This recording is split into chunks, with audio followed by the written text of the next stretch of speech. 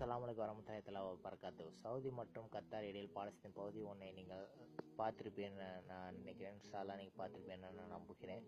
பகுதி 2 பார்ப்போம். பாலஸ்தீன் யாரால் கைப்பற்றப்பட்டது? பாலஸ்தீனை கைப்பற்றப்பட்ட யூதர்களுக்கு யாரெல்லாம் ஹெல்ப் பண்ணாரு? அமெரிக்கா, இங்கிலாந்து போன்ற விவரங்களை பார்த்துப்போம். 1948 யூதர்களால் பாலஸ்தீனால் துண்டாக்கப்பட்ட இஸ்ரேல் புது நாடு உருவானப்ப நாடுக்கு ஒரு அதிபர் தேவைப்பட்டாங்க. அதுக்கு பிரபல சயின்டிஸ்ட் விஞ்ஞானி ஐன்ஸ்டீன் அனுப்புனாங்க. அதுக்கு ஐன்ஸ்டீன் சொன்னாங்க, நீங்கள் ஒரு நாடை துண்டாக்கப்பட்டு இன்னொரு நாடு உருவாக்குனால எனக்கு அதிபராக விருப்பமில்ல. இதில் முக்கிய குறிப்பு என்னென்னா, ஐன்ஸ்டீன் ஒரு யூதர். அனைத்து யூதரும் நம்ம குறை சொல்ல முடியாது. காவசி யூதரும் நல்லவரும் இருப்பார்கள், அல்லாஹ்வே அறிந்தவர். இந்த யூத ஆக்கிரமிப்பு கொள்கையை பற்றி, பாலஸ்தீன் ஆக்கிரமிப்பு கொள்கையை பற்றி பல தலைவர் கருத்து தெரிவித்திருக்காங்க. மகாத்மா காந்தி என்ன சொல்கிறாங்கன்னா, எப்படி பிரிட்டிஷ்காரர்களுக்கு இங்கிலாந்து உடையது, எப்படி பிரெஞ்சுக்காரர்கள் பிரான்ஸுக்கு உடையது, அதே போல் அரபுக்காரர்கள் பாலஸ்தீன் உடையது. ஜியூஸ் எல்லாம் ஏற்றுக்க மாட்டோம் சொல்லியிருக்காங்க. மால்கம் எக்ஸ் என்னதான் ஜியூஸ் நியாயப்படுத்தப்பட்டாலும் இதை ஏற்றுக்கொள்ள முடியாது சொல்லியிருக்காங்க. ஐன்ஸ்டைன் சொல்லியிருக்காங்க, நாஜிகள் எப்படி இவர்களை அடித்து விரட்டினார்களோ அதே போல் யூதர்கள் அரபுகளை செய்து கொண்டு இருக்கிறார்கள், இது வார்த்தைக்குரியன்னு சொல்லியிருக்காங்க. நெல்சன் மண்டேலா சொல்லியிருக்காங்க, இந்த நாட்டை எப்போ சுதந்திரம் முழுமையாக கிடைக்கின்றா பாலஸ்தீன் எப்போ கிடைக்குது அப்போ தான் கம்ப்ளீட் ஆகும், சுதந்திரம் என்பது கம்ப்ளீட் ஆகும் சொல்லியிருக்காங்க. பாலஸ்தீன் விடுதலை இயக்கத்தில் யாசர் அரஃபாத்தை நேருஜி ஆதரிச்சாங்க, இந்திரா காந்தி ஆதரிச்சாங்க, அவர் இந்தியா கூப்பிட்டு ஆதரிச்சாங்க. இஸ்ரேல் நாட்டை ஒரு நாளை அங்கீகரிக்கல இந்தியா, பிரதமர் நேருவும் இந்திரா காந்தி அவரும். ஹமாஸ் இயக்கம் 1987 தோற்றுவிக்கப்பட்டதுங்க. அந்நாட்டு மக்களாலே தோற்றுவிக்கப்பட்ட ஹமாஸ் இயக்கம் எங்கள் இல்லங்களில் எங்களை வெளியேற்றினவர்களை வெளியேற்றோம்னு சொல்லிட்டு தோற்றுவிக்கப்பட்ட இயக்கங்க. இந்த இயக்கத்தோட தலைவர் யாருன்னு பார்த்தீங்கன்னா ஷேக் அஹமது யாசின். அவங்க ஒரு தலைவர் மட்டும் இல்லாங்க, ஒரு இமாம் கூட. அவங்களாம் தொடங்கப்பட்ட இயக்கம். அவங்களாம் பாலஸ்தீன் மக்கள் போறானா எப்போ ரசூலுல்லாஹ் நம் மீது உமர் அலியலான அவங்களா கைப்பற்றப்பட்ட பாலஸ்தீன் இன்று யூதன் கைவசம் உள்ளது. நம் இஸ்லாமிய மக்களுடைய பாலஸ்தீன் இப்போ யூதன் கைவசம் உள்ளது. அதை தட்டு கேட்க, அதை எதிர்க்க உருவான ஹமாஸ். இப்போ நம்ம இஸ்லாமிய வரலாற்றில் பார்த்தீங்கன்னா 10 போர் இந்த மாதிரி இஸ்லாமிய படைகள் கம்மியாக தான் இருக்கும், ஆனால் எதிரி படைகள் அதிகமாக இருக்கும். அல்லாஹ் உதவியோட நம்ம படைகள் தான் ஜெயிக்கும். அதே போல் ஹமாஸ் குறைந்த அளவில் தான் உள்ளன, இஸ்ரேல் அதிக அளவில் உள்ளன. ஆனால் அல்லாஹ் உதவியோட ஹமாஸ் தான் வெற்றி பெறும். கிங் சல்மான் இது ஒரு தீவிரவாத இயக்கம்னு சொல்லி குற்றம் சாட்டுறாங்க. ஹமாஸ் தீவிரவாத இயக்கம் இஸ்ரேலாக காட்டப்பட்ட ஒரு செய்திங்க. அதாவது இஸ்ரேல யூதர்களை எதிர்க்கிறதுக்கு பயந்துட்டாங்க ஹமாஸை பற்றி. அவங்களோட தீவிரவாத இயக்கமாக காட்டணும், அதனால காட்டப்பட செய்யுங்க. அவங்களுக்கு உதவுதாங்க கத்தாரு. 2006 பொது தேர்தல் வந்தப்போ ஹமாஸ் பெரிய வெற்றி அடைஞ்சிச்சுங்க. ஒரு தீவிரவாத இயக்கத்தை மக்கள் ஆதரிப்பால ஓட்டு போட்டு ஜெயிக்க வைப்பார்களா? நீங்களே யோசிச்சு பாருங்க. ஆனால் அந்த வெற்றி ஏற்றுக்கொள்ளப்படாத இஸ்ரேலும் அமெரிக்காவும் ரத்து செஞ்சிருச்சுங்க. பாலஸ்தீன் மக்களுக்கு போராடுறாங்க ஹமாஸ். அல்லாஹ் சுப்ஹானஹு 60 அத்தியாயம் 8ஆம் வசனத்தை சொல்றாங்க, நம்பிக்கையாளர்களை தீனு இஸ்லாத்தை யார் ஏற்று போரிடவில்லையோ, உங்களை உங்கள் இல்லங்களிலிருந்து வெளியேற்றவில்லையோ அவர்கள் நீதமாக நடங்குமா, அல்லாஹ் நீதிமான்கள் நேசிக்கிறான் என கூறுகிறாங்க. சல்மான் அடுத்த வைக்க குற்றச்சாட்டு சியாக்களோட உறவு வச்சுக்குது அப்படின்னு ஈரான் நாட்டோட.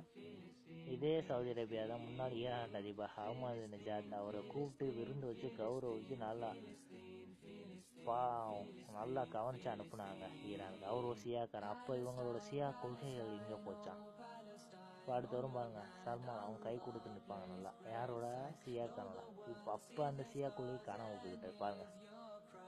சியா அதிபர், முன்னாள் சியா அதிபர் அஹமது நஜாத். அப்போ சியா கொள்கை எங்கெங்க போச்சு? நீங்களே கேள்வி கேளுங்க.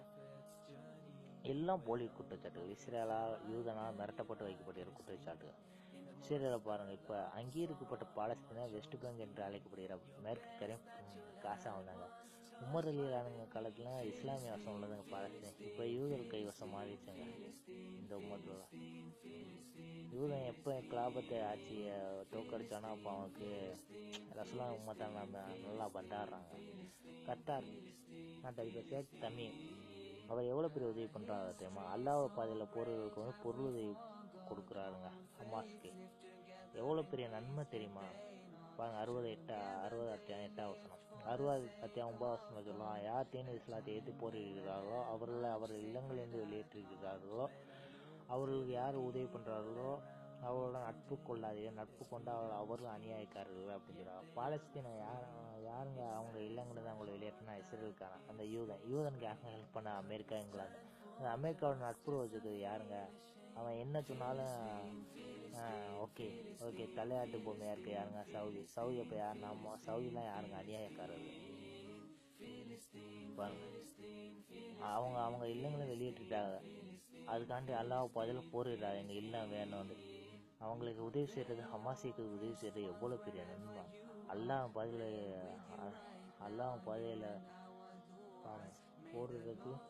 போரிட்டு சைதாகிறதுக்கு எவ்வளோ பெரிய நன்மை கிடைக்கும். சஹாபாக்களை போட்டி போட்டு நிற்பாங்க, நான் போகிறேன் போதும், நான் போகிறேன் சைதார அந்த அளவு அந்தஸ்து இருக்குங்க. அந்த ஹமாஸ் செய்வதற்கு யாருங்க பொருள் உதவி செய்யாமல் இருப்பா? ஷேக் அஹமது யாசிர் 2004 இஸ்ரேல் படையினரும் கொல்லப்பட்டு விட்டார், பாம்பு போடப்பட்டு. நல்ல தலைவருங்க, இமாம். இது ஒரு இமாம் கூட. சமகாலமாக மஸ்ஜித் அக்ஸா இஸ்லாமியர் 3ஆவது புனிதத்தலாம் பைத்துல் முகத்தஸ் அதுன்னு சொல்லிட்டு ஒரு பள்ளியை காமிச்சுக்கிருக்காங்க. இது என்ன பிளான் ஏது பிளான்னு நமக்கு தெரியாது, அல்லாஹ் அறிந்தவன். யூதர்கள் லட்சியமாக குழந்தைகளை தாங்க, பாலஸ்தீன் குழந்தைகளை தாங்க வேரோட இருக்கிறாங்க. அது ஏன் எதிர்கால சந்தை, நான் முன்னாடி உள்ள பகுதியில் சொன்ன மாதிரி எதிர்கால சந்தை இருக்கக்கூடாது. இப்போ நான் ஒரு பாலஸ்தீன் சொல்லி, பாலஸ்தீனில் ஒரு அரபு கூட இருக்கக்கூடாது, அரபுகள் ஒரு முஸ்லீம் கூட இருக்கக்கூடாது. அதுக்கு எதிர்கால சந்தை அழிக்கணுங்க. இது போல தான் இது உறுதிப்படுத்தும் விதமாக பாலஸ்தீன் பெண் என்பீங்க என்ன தெரியுமா சொன்னால், பாலஸ்தீன் உள்ள அம்மாக்களை எல்லாம் கொல்லுங்க அப்படின்னா பாருங்கள். அம்மாக்களை கொண்டாதானே பிள்ளை பெற்க முடியாது, அப்போ தான் எதிர்கால சந்தையை தடுக்கலாம். இதை உறுதிப்படுத்தும் விதமாக சொன்னாங்கன்னா, அம்மா ஒரு கெஸ்ட்டில் சொன்னால் அதை அவள் உறுதிப்படுத்திட்டா. சரி, அவள் ஒரு பெண் வேற, யூதன் நெஞ்சப்பா மனசை பாருங்கள். இப்போ ஒரு சிறு குழந்தை வீட்டை யாரோ அம்மாவோ அத்தாவோ யாரோ இறந்துட்டா, அல்லாவோ இருந்தவன் அவங்க ரத்தத்தை துடைக்கிறத பாருங்கள். பாலஸ்தீனில் யூதர்கள் எவ்வளோ பெரிய கொடுமை பண்ணியிருக்கா. எல்லாம் பதில் அவர்கள் இல்லங்களை பாலஸ்தீன் இல்லங்களை பிடித்து விட்ட அவர்களை விரட்டி அடிக்க அல்லாஹ் பாதையில் போரில் ஹமாஸுக்கு உதவி பண்ணுற எவ்வளோ பெரிய நன்மை. அல்லாஹ் பாதையில் போர்களுக்கு பொருள் உதவி பண்ணுற எவ்வளோ பெரிய நன்மை கிடைக்கும் பாருங்கள். பச்சையிலும் குழந்தைகள், எதுவும் அறியாத குழந்தைகள், வீடு இடிக்கப்பட்டு நோம்பு கூட திறக்க இடம் இல்லாமல் வீடு இடிஞ்ச வீடுகளில் உணவு கூட கிடைக்காம நோம்பு திறந்துருக்கா பாலஸ்தீன மக்கள், காசா மக்கள். ஹமாஸ் இவரெல்லாம் எதுக்கு ஹமாஸ் தாங்க, ஹமாஸை கண்டு பயந்து அலறாங்க யூதன். கத்தார் எப்பயும் இஸ்ரேலுக்கு யூதனுக்கு எதிராக தாங்க பேசும். எந்த ஒரு நாடும் இஸ்ரேலுக்கு எதிராக பேசாதுங்க, தைரியமாக பேசுகிறா கத்தார். நம்ம கத்தார் சப்போர்ட் பண்ண, நம்ம அஸ்லாம் உம்மத்தான இஸ்லாமியர்கள் மீது அக்கறை கொண்ட கத்தாருக்கு நம்ம சப்போர்ட் பண்ணாமல் வேறு யாருக்குங்க நம்ம சப்போர்ட் பண்ண முடியும்? ஒரு சிறுமி சொல்கிறத பாருங்கள், ஒரு மோதிர கிளிப்பாக வைக்கலாம சலாஸ் ஜெயிலில் கொண்டு போய் சித்திரவதை பண்ணியிருக்காங்க. இவனோட பிரார்த்திப்போம் இன்ஷால்லா. நம்ம நோம்பு மாத காலங்களில் நமது அல்லாவிடம் கையேந்த போது பாலஸ்தீன சிரியா மக்களை பாதுகாக்கவும் அவர்களுக்கு வெற்றி கொடுக்க அல்லாவிடம் நாம் பிரார்த்திப்போம். நீங்கள் பாருங்கள், நோம்பு திறக்கிறது பாருங்கள். இந்த யூதங்கெல்லாம் இப்படி தாங்க, குணமாக நயஞ்ச மோசடி. இவங்களாம் பேர் போனால் ஹிட்லர்லாம் அடித்து வர்றதான் நயஞ்ச மோசடி எல்லாம் இதுக்காக தான். இவங்களெல்லாம் எப்போ பாலஸ்தீன் மக்கள் அவங்க இல்லங்களை வெளியேறாங்க, இவங்களோட நீதியாக நடக்க என்னங்க? நம்ம அல்லாஹ் சொல்கிற நீதியாக நடக்காது. இவங்கெல்லாம் நட்பு கொண்டா நம்ம அநியாயக்காரங்க. இவங்க 2 கூட்டுக்கலவாணிகளும் இவ்வளோ நட்பு கொண்டு நம்ம அநியாயக்காரர்கள் ஆகிடும். எதுக்கணுங்க இஸ்ரேல்லாம் எதுக்கணும்? இஸ்ரேல்லாம் என்ன நாடு? சவுதியை பாருங்கள், எவ்வளோ பெரிய நாடு.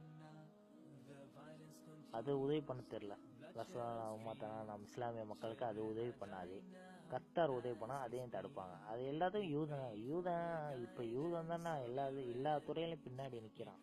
பின்னாடி நமக்கே தெரியாமல் நம்மளை ஆட்சி பண்ணுறோம் பாருங்கள். அந்த பெண் எம்பியும் டெபுட்டி மினிஸ்டர் என்ன சொல்கிறாங்க பாருங்கள், யூதர்கள்லாம் வாழ தகுதி இல்லாத அவரெல்லாம் விலங்குதான். எந்த அளவுக்கு சொல்கிறாங்க பாருங்கள். அரபு பாலஸ்தீன மக்கள் அவங்க இடத்துலையே போயிட்டு அவங்களே விரட்டி விட்டுட்டு அவங்களே அனாதையை ஆக்கி விட்டு நீங்கள் உட்காந்துக்கிட்டு நீங்கள் நல்லா பேசுங்களா?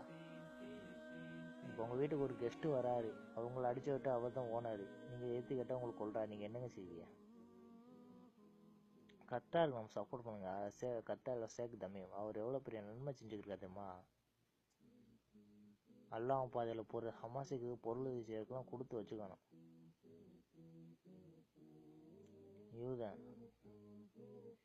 யூதனெல்லாம் பார்த்தால இப்போ கூட சமீபத்தில் ஒரு நியூஸ், ஒரு முஸ்லீம் குழந்தைக்கு யூத பெண் பால் கொடுத்த நெகிழ்ச்சியான சம்பவம். அதான் அனைத்து யூதர்களையும் நம்ம கெட்டவரும் சொல்ல முடியாது. யூதரும் நல்லவரும் இருப்பாங்க. அல்லாவா இருந்தான். இது போல சில நியூஸ் அறிய நாம் எஃபி குரூப் வாங்க அறிவோம் எஃபி பேஜ் ஏர்வாடி மீடியாவை லைக் பண்ணுங்கள். And please like our YouTube channel வாங்க அறிவோம். அஸ்ஸலாமு அலைக்கும் வரஹ்மத்துல்லாஹி தஆலா வபரகாத்துஹு. உங்களுடைய ஆதரவு எங்களுக்கு